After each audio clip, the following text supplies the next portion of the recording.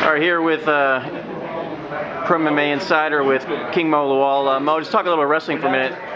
Tell us how your debut went. What do you thought of your debut there, Bound for Glory, and before that? You know, the debut was more of a parents type thing. You know, introduction to the crowd. The Bound for Glory. It was all fun, man. I enjoyed myself out there, and there'll be more to come. You know what I'm saying? But more action for me. You know what I'm saying? I finished wrestling school, and now it's on the matches. Right. It was just announced that you're going to Bellator, or you'll be making your debut. I'm sorry, in January. How's that going to set you back with wrestling? When can we expect to see you back in the wrestling ring? Well, the thing is, MMA comes first, then wrestling second. But I'll be back in the square circle, hopefully by March or April. You know, if I can make appearances in between, I'll do that. But it just depends on TNA and it depends on Bellator.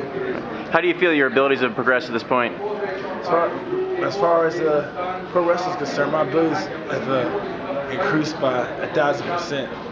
You know, I can actually do matches now, you know what I'm saying? Before I couldn't do nothing except take a few bumps. Now I can actually work a match. Let me ask you a little bit. Ric Flair recently made a bunch of comments that are big news right now on the net.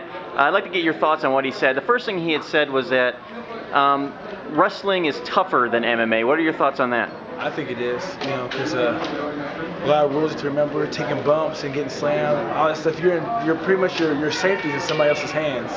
Well, not necessarily that, like it's tougher as far as what to do, but as far as the toll on the body. Oh yeah, well, it's a lot tougher because first of all, I fight, or people fight maybe like 4 times a year. These guys are competing or wrestling and performing about 5 times a week.